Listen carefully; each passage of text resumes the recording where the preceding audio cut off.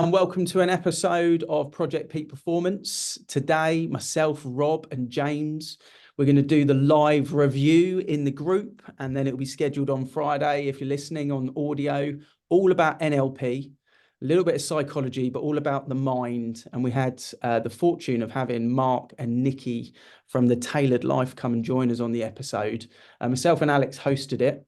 These guys are the black belts of the black belts in the NLP world. So we were very lucky to get them on, and as both of them on as well, actually was really good because you got a different dynamic from both of them. And I found it very interesting. I was just saying to the guys off camera, actually listening back to it, absorbing a lot over the last sort of 2 days. I listened to it half yesterday, half this morning, and found it really, really helpful for just sort of general life. So first of all, I'll go to you, Rob, because you've got a little bit of NLP background anyway, which you mentioned before. Kind of, it's something you've looked into previously and got a bit of training in. So how did you find the episode, and anything that you kind of took away that was different to former studies and former training that you'd had? So a lot of what they spoke about, so I've done up to master NLP level, but not qualified as a trainer level. And it was actually quite relatable to how my mindset has changed since doing the actual course. And then you reflect back on it, you think, oh, actually, that's where I actually found my new version of my belief, or my new version of a technique, or a new version of mindset change. So it was really relatable side to it. And it's just nice to actually, I don't know, really listen back. And sometimes, when you go through a course or a learning, you take some bits, but then you forget other bits. So actually, it was almost like a revision of what I'd learned previously in the past. So I really, really enjoyed that. Nice. Yeah, good. What about yourself, James? So I was familiar with NLP. I think a lot of people listening in may not even be familiar. I was familiar with it. It came across my radar a few years back. And it just, I guess it re-enhanced just how powerful the mind is. And I think as humans, we tend to focus more on day-to-day and physical strength. So people don't spend a lot of time, in my view, it's certainly not highly publicized around people spending a lot of time on the mind and the control of the mind and how that can influence your thoughts, feelings, behavior, especially connected to mental well-being, etc. And I guess it just re-enhanced that. As a dad, I suppose I reflected on it, listened to it as a dad, and I said before we went on air just now, I need to listen to it again. But as a dad, I'm looking at it and going, how can I instill some of this into my children so that they can grow up with this balance? Yeah, so much to unpack on it. Yeah, it's funny, different takeaways. We're lucky, aren't we? I mean, we've been doing this for a while, and we've had some phenomenal guests on, and there's takeaways as hosts that we get to then go and use in day to day. And you mentioned kids. I took a lot about the team dynamic away from this one, but on James's episode that we had previously, talking kids, just the little thing about brushing the teeth. Like, I know it's not his episode to review, but just because you mentioned the kids, the thing about brushing the teeth and let's go get your teeth clean because you don't want stinky breath, to flipping, because we used to say that, me and my wife, we used to say, right, let's get your teeth cleaned. You don't want stinky teeth. You don't want dirty teeth, as like the fear factor to get it done. But now I've flipped it, obviously with 2 young girls. Let's get your princess teeth shiny, and they actually enjoy like cleaning their teeth more and doing it. So little things like that, little golden nugget takeaways that you get to see the results of. We are quite lucky. And on this one, it was the team stuff that was really interesting. And Rob, you're in an elite team, you're elite team coach, but you're in an elite team at Iceberg, very forward thinking. And me and James have had the fortune as well of working for, James has worked at a corporate in a big team. I've worked at a big independent, 100+ staff, and now we've got our own company. So you see things in a different way. But the modeling in NLP around seeing someone that's a high performer in a certain category and then being able to look at why and think about what makes them tick, what makes them good at what they do, to then replicate that modeling for someone else. I never really thought of it that way, because I think I've always felt that you can't make someone else, but that's a personality thing that I've always thought about. I've never really thought you can't model a job role in a similar way to how someone else successfully does it with techniques and plans. So individually, I've always tried to model each job role or person around themselves, whereas what they're talking about in this is actually the techniques, the modeling can bring success for other people, even if they do it a totally different way. The techniques of how they get there are the same. Success leaves clues. Is that something you use a lot at Iceberg, Rob? Because I would imagine in the way that Mark thinks and the way that you think, the team must have that independence, but there must be a sort of a spine of modeling that almost flows through NLP in some way, I think. Yeah, I think one of the main factors I think within our organization is the mindset. Like, we're encouraged to actually look into the psychology of quite a lot of what we do, psychology of marketing, psychology of adoption of technology, psychology of all of it. I mean, Mark's background, he's going into is like behavioral economics. So why do people buy stuff in a particular way? So from our organization, we have to have one of our core values is be an expert. So always, going out there, being expert, be committed and be connected. So when you look at those factors around NLP, being committed, you have to have a certain mindset to be that way. You have to be an expert, you have to continuously learn. And most of us is learning around, enhancing your brain and your thought process towards it, and being committed as well, which is again, another mindset thing as well. So I think, especially when we're across 3 different continents now as a company and an organization, and a lot of it's virtual, you have to have some level of that to actually still keep that cohesion amongst everyone working in one organization. You don't have that office environment where you can bounce stuff, ideas off each other face to face. So answer your question? Yeah. Did either of you do the periphery kind of vision? I did that this morning, mate, actually, on my run. That's good. Found it really interesting on my run, because obviously this morning it was really windy. I was getting in my head. I was having the 3K slow incline up, and it was just getting annoying because it was windy. So just to calm my mind about what I was doing, because I was like, I need to run faster. I literally looked in the distance on a hill bit, and there was a tree, and I literally looked up at that bit, and it just lowered the speaking voice in my head, that inner critic that I've always talked about, that Reggie. And it just allowed me to just basically almost at that point almost forgot that the window was existing. Loved it. It's such like a sort of almost, I don't know, like caveman, like the old reptilian brain sort of technique that I would imagine. I don't know if you guys watch much on the old documentaries on the Discovery Channel, but I like all the survival programs, and like Naked and Afraid and Ed Stafford and all that sort of stuff. I love all of those. And it kind of takes me back to that, thinking I'm watching Naked and Afraid XL at the moment, and they're in the rainforest, and they've got things everywhere, right? Bugs, snakes, crocodile, like the full shebang everywhere.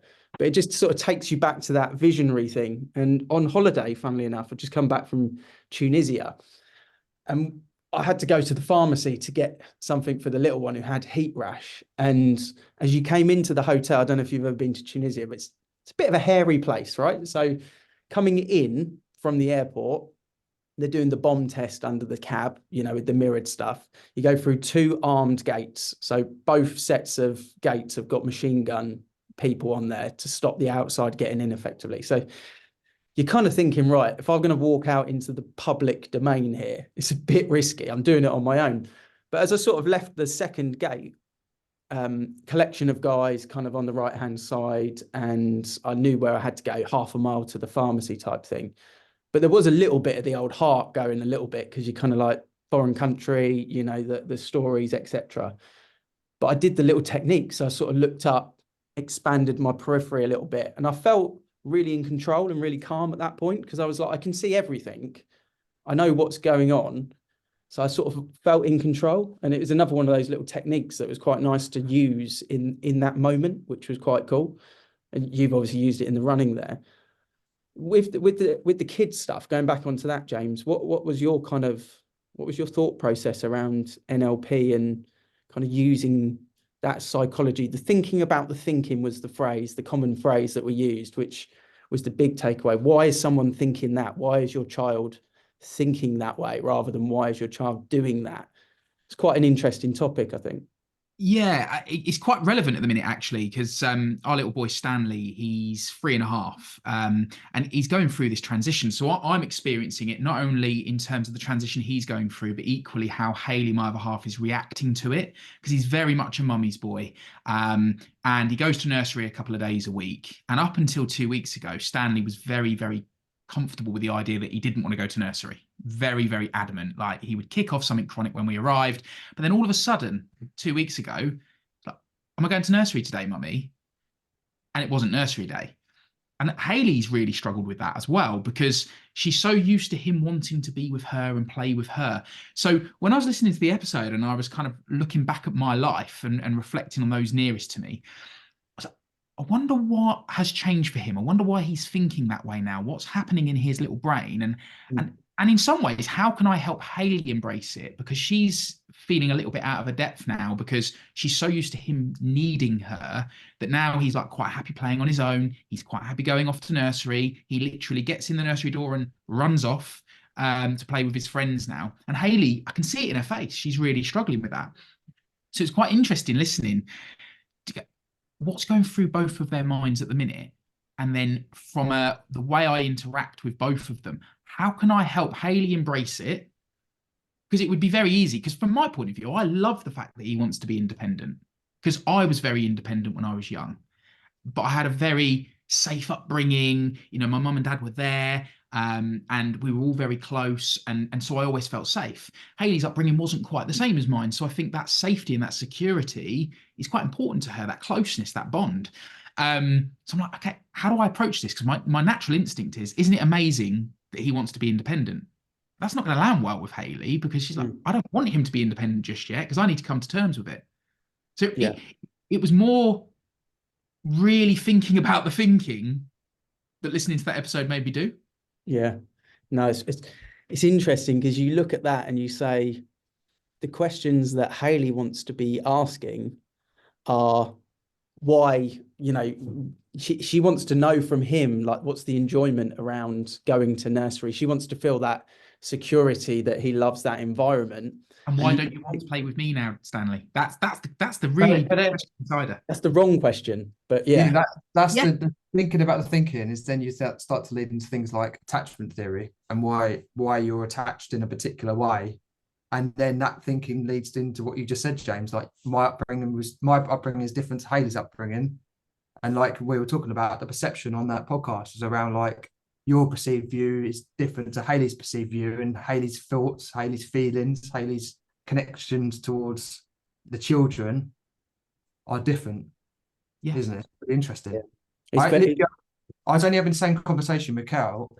Strange enough, on our Collaboration Twins podcast, Kel was actually in the middle of the podcast, was actually giving me the neuroscience behind a child's developing brain, which I didn't understand. Okay. And actually, I was in the middle of the podcast, like, why have you not told me this stuff? And she was like, oh, yeah, well, the boy's brain develops from the baseline and then it comes up. So they tend to have larger parts of their brain. So things like building blocks is more prominent. That's the reason why they're better at that. But the emotional attachment sometimes is less. That's the reason why they can be a bit boisterous and a bit more on the go. So naturally, actually, she was saying that the boy needs to do more steps than the girl because of how their brain is formed. Whereas the girl's happy to sit down and be more detailed, a bit more play with stuff, more drawing. And I was learning all of this, and so it was really interesting. She said, actually, if you look at the child brain, actually girls and boys, they're actually completely different from a very early stage on what grows first. And then that plays into, obviously, like limiting beliefs, what you tell your children, like, you just sit down, you need to stop doing that. It's like, no, actually the child's brain is developing that way, so they can't sit down and stop. Can't tell him to shut up and be like your sister, because his brain's completely different. Yes, really, it's bonkers, isn't it? It is, when you really get into the crux of it. It's knowledge that we're lucky in this day and age that we can kind of share and understand and take in. I was on the on the plane on the way back, and behind us was two boys, and I had the two girls with me, and then my wife was on the other one. She doesn't fly so well, so I had the two girls, but behind me was the mum with the two boys, same sort of age as ours, feral. like the whole flight. And I just thought, thank God I haven't got boys. Like my kids just sat there drawing, iPads, couple of snacks, and they were just so contained. They weren't feral. They were well brought up kids, but they couldn't handle it. They couldn't handle being seatbelt when the seatbelt needed to go on. And you can just see it there, the girls and the boys, the different mindset, the different biological kind of forming between two girls that were sat there, relatively okay for the whole trip. It's only a 3-hour flight, and then behind just mental carnage, just going on the whole thing. So it is super interesting. When you really look at it, they say 75% of mental health cases in adult mental health is actually formed before the age of 8, I think they say. So like big stats on their beliefs, how they see the world, what they want to do, how they feel inside. So when you really look at the age development, like 7 or 8 years old is how they get up to the point where they've established the views of the world. It goes hand in hand with what they were saying about limiting beliefs, and parenting. It's very important. If you are parenting and you don't understand the communication with your children, how to rephrase stuff, how to tell them to do certain things, they will then develop those limiting beliefs in the future, which is a lot harder to then try and change. I know obviously they said within 8 minutes they can sort it out, but understanding can help it, couldn't it?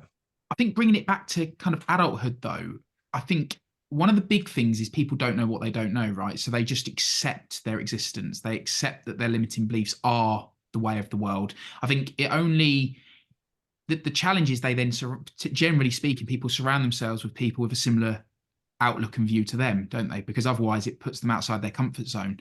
And I think if people were more broadly aware of the whole neurons that fire together wire together. So if people were more broadly aware of how they can change their outlook, if they aren't happy with a certain belief pattern that they have, a certain self-deprecating belief, or whatever the case may be, then they can work on that. It's finding the resources. And I think subjects like this, I don't know about you guys, but as far as I see it, they aren't broadly spoken about. In NLP, I reckon if we did a poll, in fact, should we do a poll on our Facebook group? Do a poll. Who actually knows what NLP is, understands it?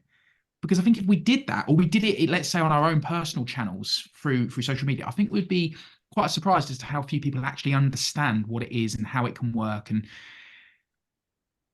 I just don't think it's as well publicized as it could and should be. I think it's because if we look at back into peak performance, I think people see NLP, what was being almost alluded to on the podcast, was like, because of mental health and stuff like that, it gets wrapped up into one thing. There's like mental health for peak performance. Like you have a psychologist if you're trying to break boundaries of where you feel that you can excel in peak performance. And then you have psychologists and therapists at the lower end to try and help you out of a struggling situation.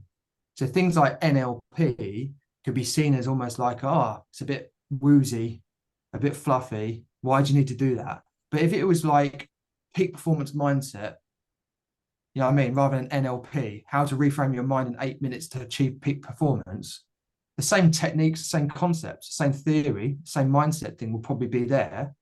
It just how you phrase it, isn't it, really? Anything else? Yeah, a lot of these things have been incorrectly labelled, and then it sticks. Can't remember what Grace, my 7-year-old, asked me why something was called something on holiday. I can't remember what it was now. I was like, I don't know, that's just what it's called. But it's things like that where you talk about it. It should be changed. It is a module, a subject that should be taught in schools, isn't it? The way of thinking. You think about the US, how focused they are on that winning mentality and celebrating success. And when I was in Vegas for my 40th birthday, there was the varsity final. I don't think it was the final. I think it was the semi-final of an American football game. And they were all under 21 years old. So it's like just below university level in the US, for example. 90,000 fans at that game. That's unbelievable. 90. That's like playing for Barcelona week in, week out. It's unbelievable. And that was not even NFL level. It was like university level or whatever. And insane. that's the US. They've got that sort of mentality about, because they focus on it in schools. They focus on that psychology and that mindset element of things.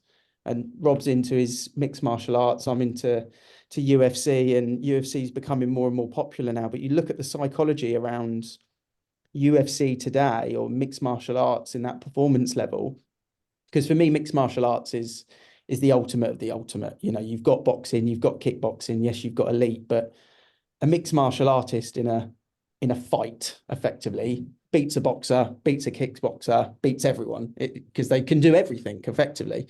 But now you look at the disciplines that are the best at mixed martial arts, and a lot of them come from the wrestling background, and that's because they've got the core physical base, but they've also got that mentality from what you have to do as a wrestler going through kind of college and university, and that is it's a mental thing. Even that on here, like Brazilian Jiu-Jitsu, that sort of background part to it, I class it as human chess, because you are thinking in the middle of being choked, pulled, working out what can I do, 3 advanced moves to get that person to position where they think they're going down this route, and then I'm going to flip them into this.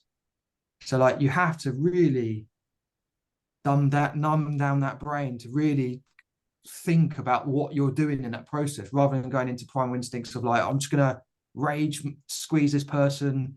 And that's what you see actually when you roll with a lot of people in Brazilian Jiu-Jitsu. You could get someone who's like, oh, bodybuilder comes in first of a session, and like you're speaking to them saying like, just chill, like just don't have to try and rip and squeeze me and pull me. Think about what you're doing. So it's not muscles or anything like that. It's all about technique. And that's the reason why, if you look at some of the foundations of even Brazilian Jiu-Jitsu, you've got like open categories, and you've got some guys who are absolutely smashing guys who are like 20 kilos, 30 kilos heavier than them. And that's not done on strength, it's done on technique and mind. What you plan to get that person into. Oh, birthday thing, yeah. Mark was talking a lot about focus, and he said, you know, if you basically model any successful human in any area, it comes down to focus. And on this podcast, we talk a lot about focus. We talk about discipline. Obviously, we talk about goals and the kind of commitment to them. I shared my modeling on how I do my goals at the end of the podcast as well. But focus was a big part of it. And I think where you're talking about jiu-jitsu and things like that, I saw that Tom Hardy secretly entered the British Open, didn't he? And you look at someone like Tom Hardy that's had to be so focused and disciplined to have the career he's had in acting. All the knockbacks, people don't see the knockbacks that he will have had. Mental health, struggled, you know, with his mental addiction, health. was it not? Sorry? Drug addiction featured at a young age. Addiction, all of that.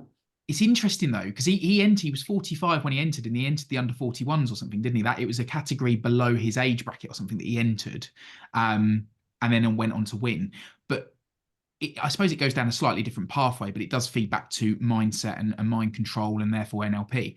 But he's an example of someone that when he sets his mind to something, it's just innate in him. Is this nature or nurture? But he becomes obsessed. It becomes an addiction in some capacity. It's just he's managed to transfer it into a positive. So when it became to the acting, he immersed himself. Then he turned to martial arts. He immersed himself. It's an addictive nature.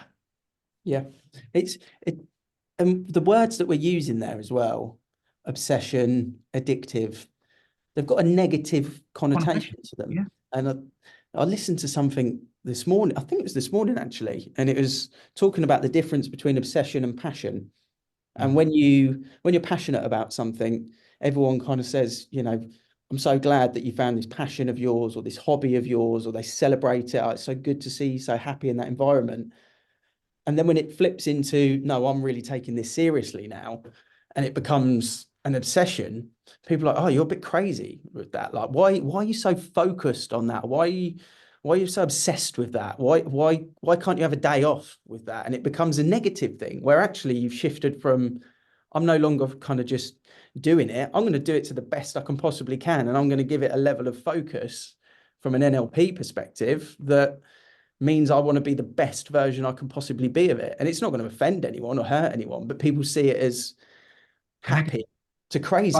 I do think, Ian, that's because as you strive towards that greatness of what you're looking to do, people inwardly look at themselves, and it's always back to the accountability mirror. They look at themselves, and the wording they use tends to be on a negative way, purely because I wish I could achieve that, but I ain't got enough commitment to do that.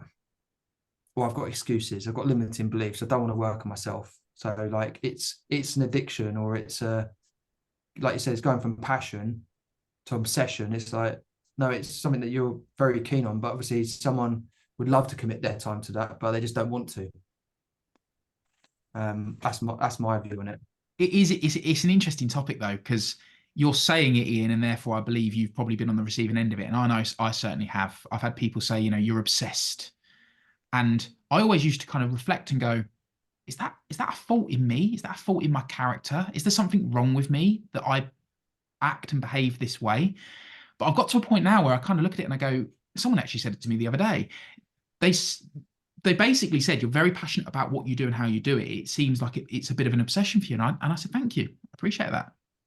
Because it isn't something that I'm ashamed of. I'm proud of that.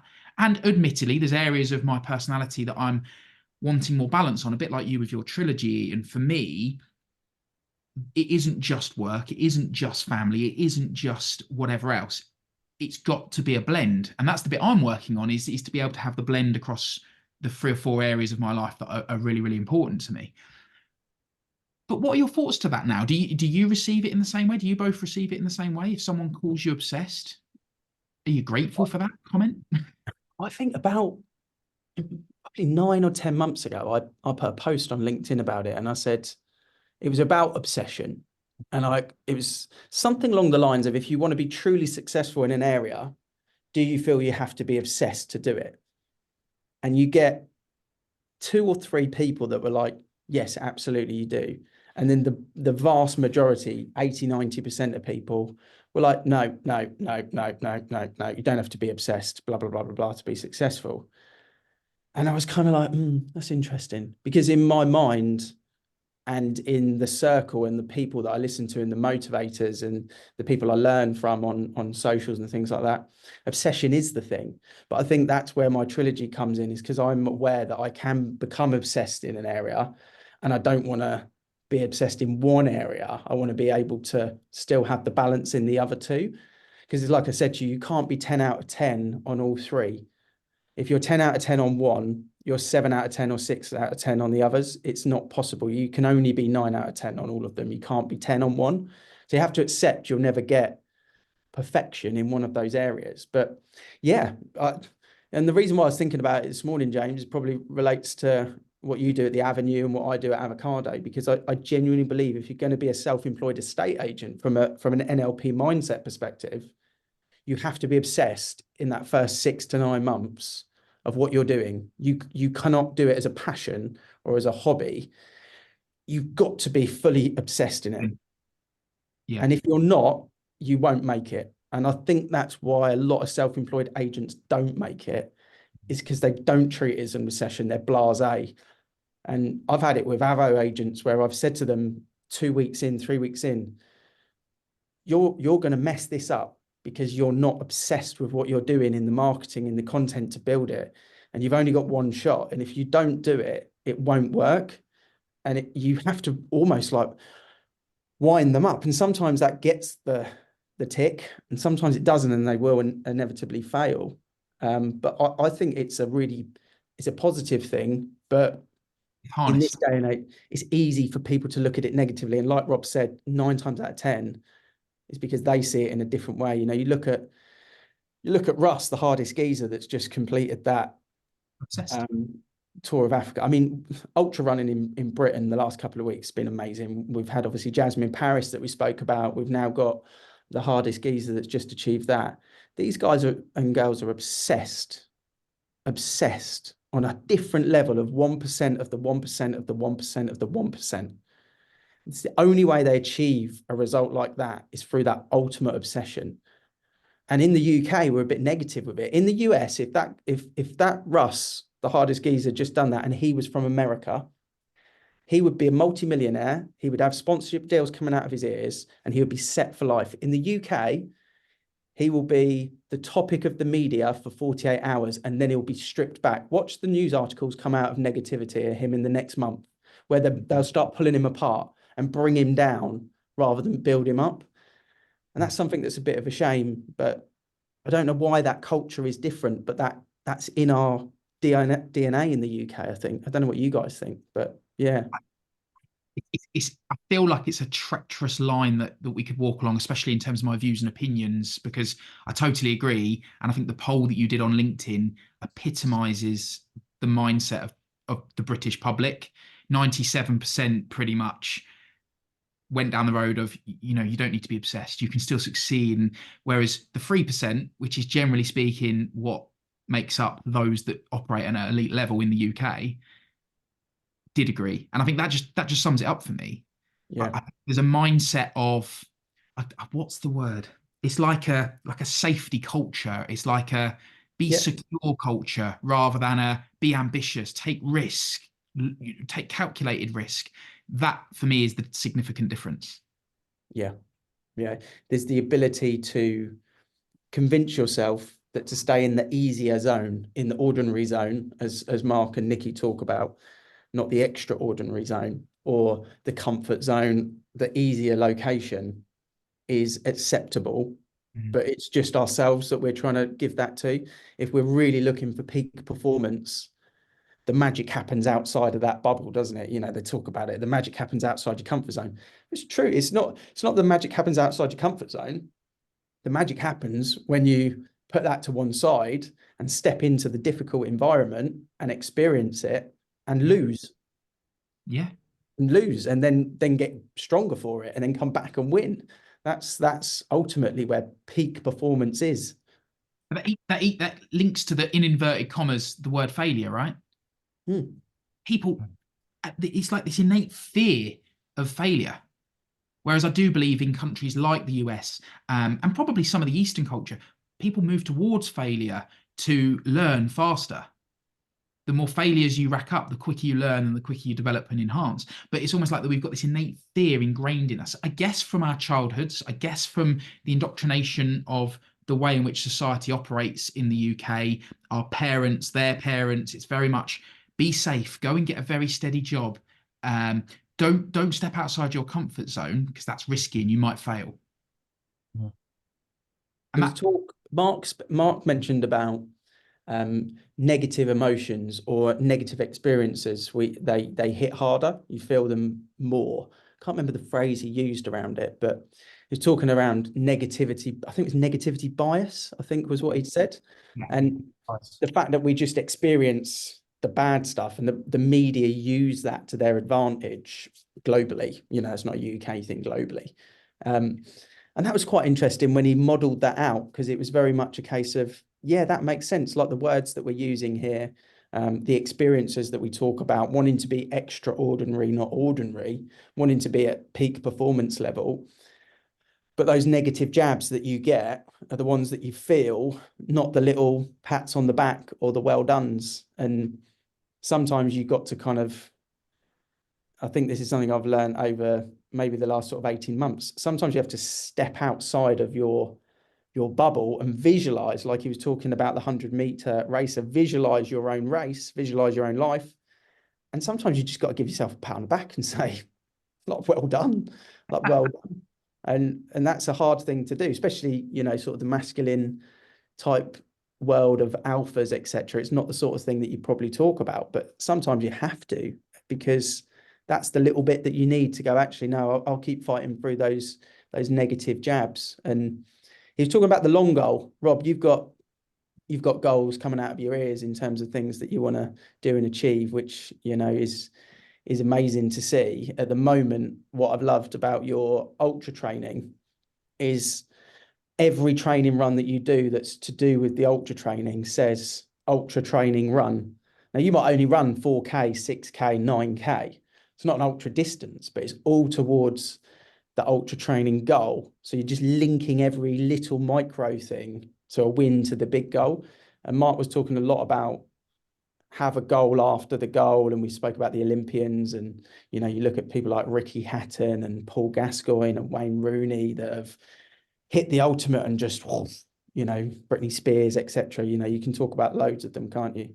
But that's something that's really important, I think, Rob. You know, is that something that Kelly talks about much as well with, you know, with the kids and family dynamic and stuff like that, about from the NLP perspective, the psychology point of view, achieve this, but don't remember the big picture is the one that ultimately lays the foundations.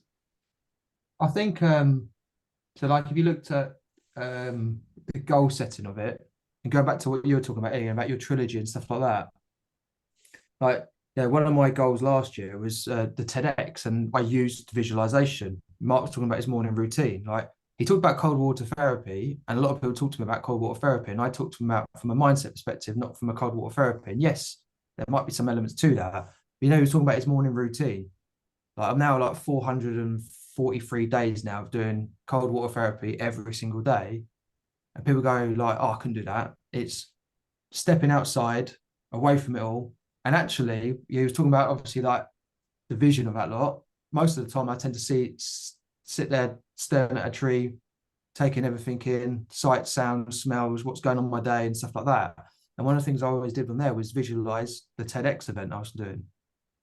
But then I knew for a fact, obviously, it took me 8 years to get to that position of doing that TEDx event and visualizing what I wanted. I knew that I couldn't just crash off a cliff, and it was all around mental health, mental well-being. How do I support and help one person a day? That's my goal on that part. So that's a never-ending thing. Like going to school, help one person a day, do the TEDx, help people on that day, people watch it afterwards, help people that day. My the ultra marathon training is towards mental health charities, so they're helping people as we fundraise for that. So as a common collective, I've got goals that are always going back to that one singular why. But I've learned in the last few years about, I was trying to do my ultra training before I finished my TEDx, and I knew I was at that point. You know, you're talking about, Ian, like you can't be a 10 on this and a 10 on that one and a 10 on this one. Trying to start doing my ultra training whilst trying to do my speaker training. In a few years ago, I would have gone into it, both of it, and I'd have burnt myself out. But I always had to go, right, as soon as I finish that, and I was saying to you, as soon as I finish that, I'm on my training program. Yeah. And a lot of people don't do that really. They tend to burn themselves out, want to do all of this, everything. And it's not, like you said, it's not the focus. I think we all subscribe to the James Clear newsletter that he emails out on a Thursday. I think a lot of us spoke about it in the group. But the general theme of that is the power of saying no, which is what you're talking about there, is that kind of ultimate obsession and focus in an area that means you have to say no to certain things, sometimes great opportunities, but you have to say no to them. And you have to know what energy you've got. It's not always time. It's a lot of it is energy rather than time. Especially mental capacity energy. Like, you know, you've got loads of things. I talk about, a lot of clients, I always talk about flow, especially when they're going through a digital transformation. You know, you've got a new version of systems, new big change in your company. You've got different people struggling with different things. I was like, you almost need to see that there's a lot of flow going into this. So you need to remove any restrictions out of it and really focus on what this actually means to you. Why are you doing this? Otherwise, you can get really wrapped up in some negative parts that actually remove the cognitiveness to actually think, critically think about what you're doing, why you're doing this, what's the direction of it. Because as soon as you're in that, you're out of that situation, you end up being in a situation where you're literally on autopilot because your brain's gone into that, you know, different way of thinking. I think the neuro programming, the NLP, the neuro part of it, the mental part of it, I think it's quite important to touch on that as well for people listening that are striving for that peak performance. Because you speak about visualization, I talk about goals. You know, James is talking about sometimes sort of the past things as well that have kind of got to this point and, you know, why things have happened. Alex always talks about, you know, other people and how he's kind of reviewed other success, and he's really into kind of learning that. And then Dave's got like his way of doing things and his kind of, his almost fuck it approach. Like he'll just do it, learn it, and then move on from it, kind of, which is almost like a step-by-step just guide to how to creates successful blueprints. So we've all got our different ways, but I think what NLP does is it gives the ability to look at something like visualization and say, why does that work in modeling in practice? Because in the same way that you're talking about, you visualized going on the TEDx stage from the cold water tub. It wasn't like you just thought about it and then it happened. There was a lot of things that went into that goal and that mindset that were wiring your day, that resulted in you opening a door, sending an email, responding to something, learning something, picking something up. All of these little micro steps which led to it happening. In the same way with, James is talking there about the avenue or whatever, all of those things from the past that led him to build the culture of the business that he's got now. That's peak performance, isn't it? That is NLP, and peak performance it's all around almost like living life. We almost live life through expectation. We live life with the view in 5 minutes time, something's going to happen. And however we frame that expectation, negative, positive, opportunistic, it's not that gets delivered, it's how we perspectively see it. And that's the neuro NLP part of it. After this podcast, we've all got things. I've got an interview on the phone with someone. James has got something. Rob's got. I'll go into that interview with expectation. And the expectation that I set with for that interview will dictate how it goes from my own mind. And I always think about things like if I walked across a 2x4, where you go into like scaffolding and they've got the 2x4s, they put the wheelbarrows across them, this wide bit of plank. If I put that on the floor and walk past it, I never fall off it. It's the easiest thing to do in the world. Just walk straight through it. You put that top of 2 skyscrapers and try and get someone to walk across it. Everyone shits themselves. But you do it on the floor. It's no different. It is no different. It's just the perspective of the expectation that you could fall is heightened, and therefore it becomes scary. And you could basically put that practice to anything, really, because if you bring it back to actually, I've just got to walk past a 2x4, it's really easy to do. It just happens to be higher than not. It just sometimes living life through the expectation of what happens next is where we are the pilots controlling how we view that and how we see it. And I think that's what NLP that I took from Mark and Nikki was actually you're driving that outlook, and it's just what direction you want to put it in. And you can steer that through momentum in peak performance, or you can steer it negatively. Football teams, you can win the league through momentum, aka Leicester, and other teams, Arsenal at the moment, Arteta's come in, he's brought that mindset, he's brought in Declan Rice, he's brought in Zinchenko, he's brought in some winners, he's brought in Jorginho, he's brought in Havertz, he's brought in winner mentality that might not be as talented as some of the others, but he's brought in winners, and they're not flopping. They are going. And then you look at the other end of the spectrum and you've got the relegators. Andy Murray's a prime example. I feel so badly for him because he was in, from a tennis point of view, a culture of some of the most elite people, but he just couldn't get to that standard. And now he basically can't play tennis at all. Like it's so difficult to watch, but that is the NLP programming, in its ultimate kind of way for me. I listened to a podcast, and they said, from a mindset perspective, never say you can't do something, say you haven't done it yet. Yeah. And the fact of the truth, isn't it? But you can't do it, you just haven't tried it, never done it. Yeah. So you're saying like remove those wordings out, like I can't do that, and rephrase it with I haven't done that yet. That's a big thing for kids as well. I think I think that's a really important, the way we phrase things with children as parents, it's so important, the way, the connotation it has in their neuro programming. It really is. And I see that on coming back from holiday and obviously being around the pool and just sort of analysing how people parent, some of the things they say to the kids, and you just think, shouldn't be saying that to a kid. Even basic things like I am proud of you. Are you proud of yourself? Like, Yeah. so the child will think, yeah, I'm actually proud of myself. That's a self-belief. They don't need to seek validation from you being proud of them, because they'll achieve that in different ways from a nurture perspective. Because you, by questioning them and stuff like that, you're already showing interest. But if you're saying to them, I'm proud of you, or are you proud of yourself? Yeah, I'm proud of myself. That creates an internal belief that will be a force in the future, I think, against It's other. interesting when you say that. Haley shared something with me a week or two ago. She'd been listening to a podcast, and it completely changed the way I interacted with both of my kids. And we're going through that phase. Stanley 3.5, Margot 2. They both throw the biggest tantrums going, and sometimes they come out of complete left field. There's absolutely no rhyme or reason, and it's the change in language from, because my immediate reaction is, "What's wrong?" Yeah. But we've reframed that now as, I believe you're struggling.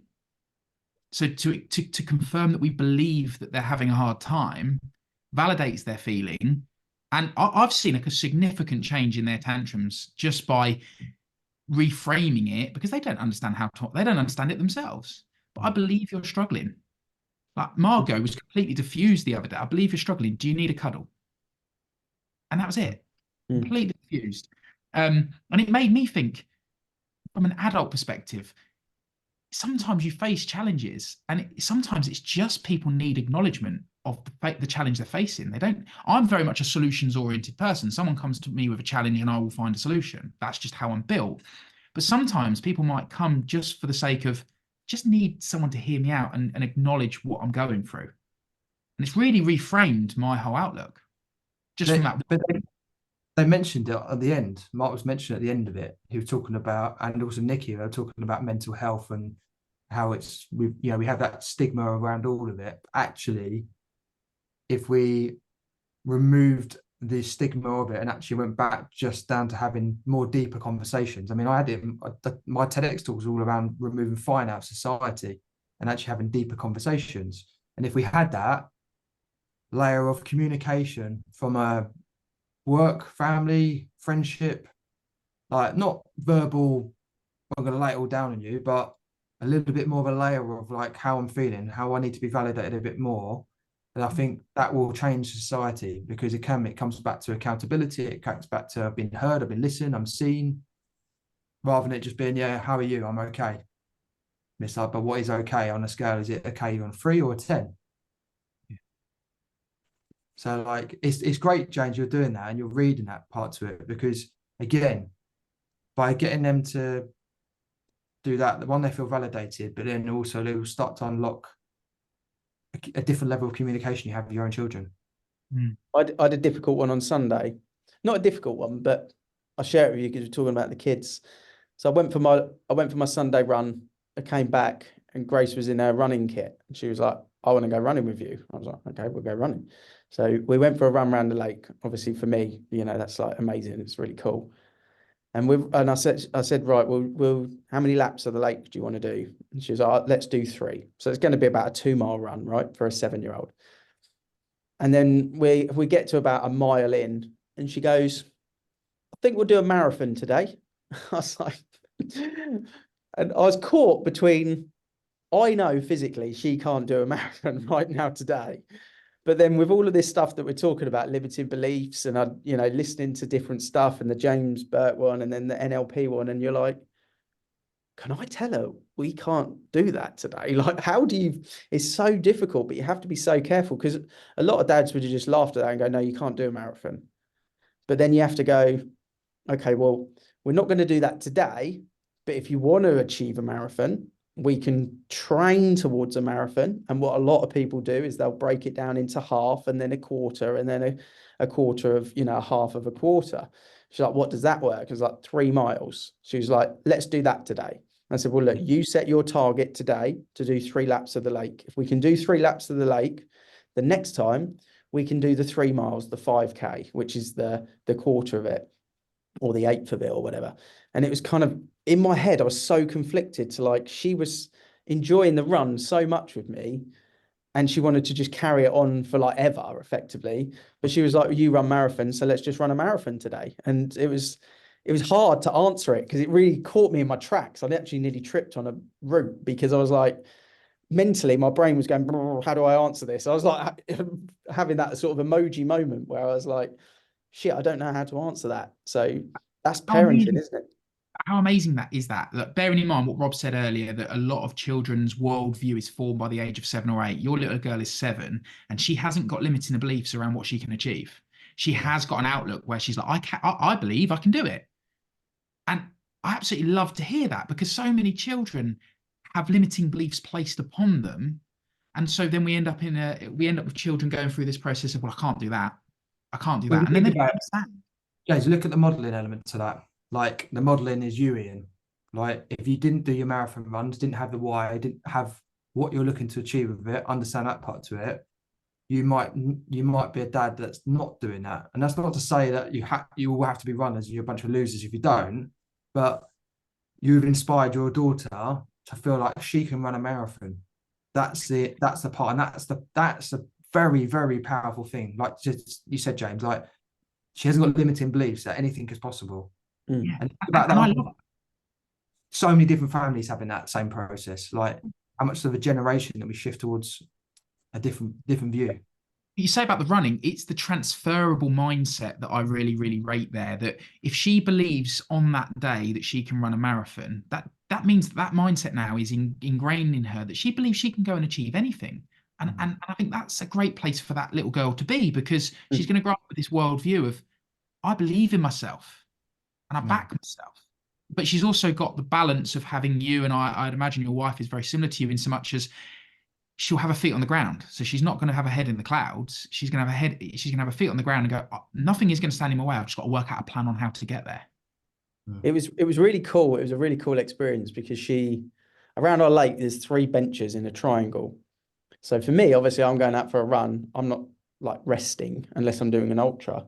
But for her, the strategy of the lake was we're going to rest at each bench. And then she whopped out from her shorts a sock with Fanta Mentos that she'd brought back from holiday.